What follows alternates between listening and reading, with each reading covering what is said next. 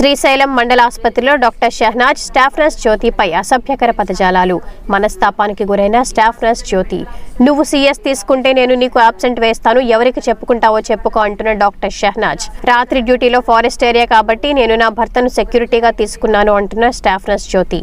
నా రూమ్లో నువ్వు సంసారం చేస్తావా అంటున్న డాక్టర్ షహనాజ్. శివరాత్రి సమయంలో 8 రోజులు డ్యూటీకి రాకుండా ప్రెజెంట్ వేసుకున్న డాక్టర్ షహనాజ్. కనుక డిఎంహెచ్ఓ గారు నాకు తగిన న్యాయం చేయగలరని స్టాఫ్ నర్స్ జ్యోతి అధికారులను కోరడమైనది.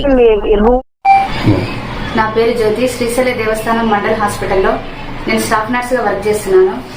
ఈ హాస్పిటల్లో మెడికల్ ఆఫీసర్ అయినటువంటి డాక్టర్ షహనాజ్ మేడం గారు అధికార గర్వంతో, పక్షపాత బుద్ధితో నన్ను అసభ్యకర పదజాలాలతో మాట్లాడుతున్నారు.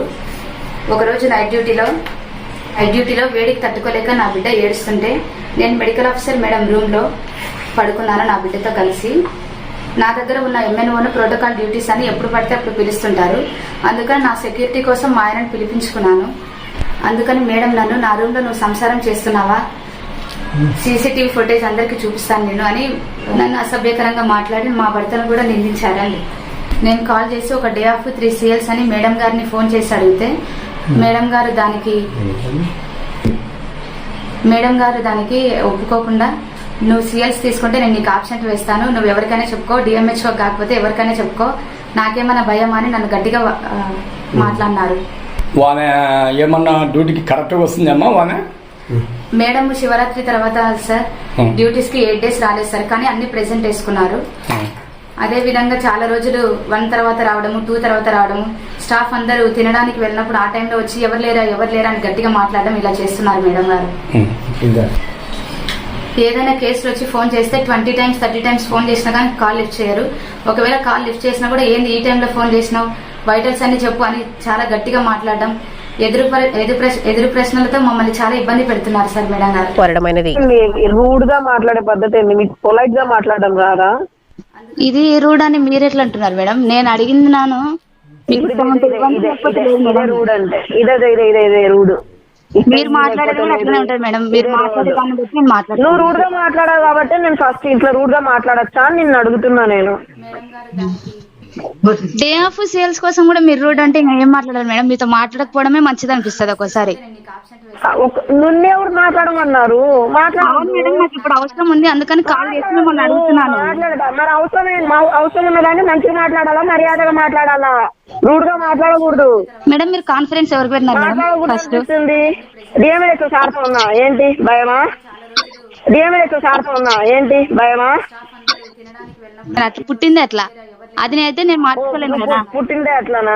అవును మేడం, నాకు బై బర్త్ వాయిస్ అంతే. పుట్టుక అట్లా అని నీ పుట్టుకే రూడ్ అని నాకు తెలియదు కదా, ఇప్పుడు తెలుస్తుంది నాకు. మేడం మీరు పుట్టుకలు గిట్టుకలు మాట్లాడాల్సిన అవసరం లేదు మేడం. ఒక డే ఆఫ్ 3 CLs నాకు బై బర్త్ అంత మేడం. మీరేంది మేడం గొడవ పడాలనుకుంటున్నారా ఏంది? నాకు అసలు అర్థం కావడం లేదు.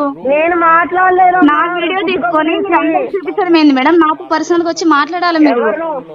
ఎవరు నీతో పర్సనల్ గా మాట్లాడాల్సిన నాకేముంది? నా రూమ్ లో పడుకునేవాడు చెప్పండి మేడం.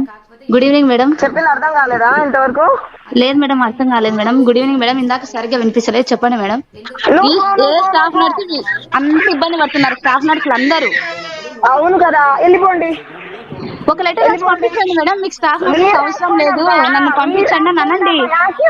మీరు రాసుకోండి అబ్బా. మీకే అవసరం లేదు మేడం. మీకు అవసరం లేనప్పుడు మీరే లెటర్ రాసి పంపించండి. మాకు సొంతంగా మేము రాసుకోం మేడం. మరి చెల్లదు ఎక్కడైనా కూడా. కారులో వండుకొని నువ్వు సీసీటీవీలో ఇది చేసుకుంటా ఉంటా, నేనేం చేస్తా మేడం? ఇప్పుడు అదంతా కాదు మేడం. ఒక డే ఆఫ్ 3 CLs తీసుకుంటాను మేడం నేను, ఎందుకంటే నేను వేరే ఊరికి వెళ్ళాలి. నువ్వు లెటర్ రాసి పెడతా అన్నావు కదా, లెటర్ నీకు ఇబ్బంది ఉంది కదా నాతోని. స్టాఫ్ నర్స్ అందరికి ఇబ్బంది ఉందని నువ్వే చెప్తున్నావు కదా. వాళ్ళందరి తరపున నువ్వే లెటర్ రాసి పెట్టిపో. నేను ఆ లెటర్ రాయను madam. Senior staff nurse madam అంటున్నావు కదా మేడం. అదే మీ ముగ్గురు కలిసి ఎవరు ఏం రాసుకుంటారో నాకు అనవసరం, రాసుకొని నాకు తెచ్చియండి. నేను తర్వాత ప్రొసీడ్ అవుతా.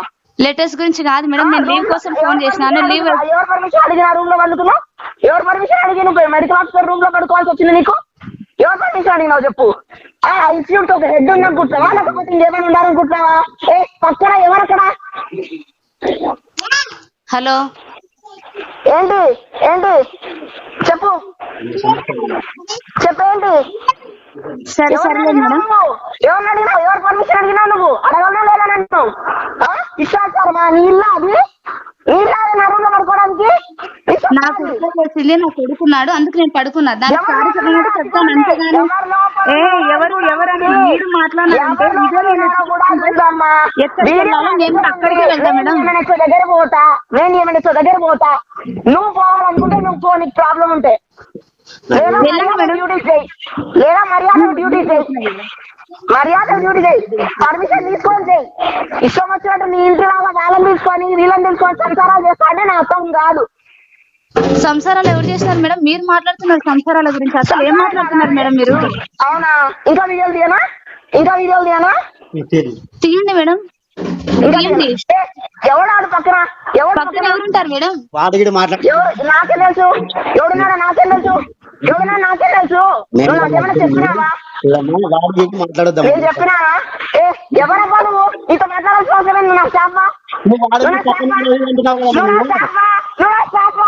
నీ హస్బెండ్ అయితే నాకెందుకు? నువ్వు హస్బెండ్ అయితే నాకెందుకు? నువ్వు హస్బెండ్ అయితే నాకెందుకు? తమ్ముడు అయితే నాకెందుకు? డ్యూటీ చేయాల్సింది దాంతో మాట్లాడతా. ఫోన్ దానికి సోనా పాపకి, సోనా పాపకి, సోనా పాపకి, ఏమన్నా సోనా పాపకి, సోనా పాపకి. నేను వాడంటాను వీడంటాను, మాట్లాడాల్సి నా పిల్ల. ఎవరు మాట్లాడాలి మధ్యలో? మేడం నాకు ఒక డే ఆఫ్ 3 CLs కావాలి మేడం. లీవ్ ఇస్తారా ఇవ్వరా మేడం? నేను ఇయ్యాను, ఇయ్యను. డిఎంఎస్ దగ్గర పోయి అడుకోపో, ఆబ్సెంట్ లేస్తా, ఆబ్సెంట్ లేస్తా. పో పో, ఎవరు చెప్పుకుంటా చెప్పుకోపో. ఇంకొకసారి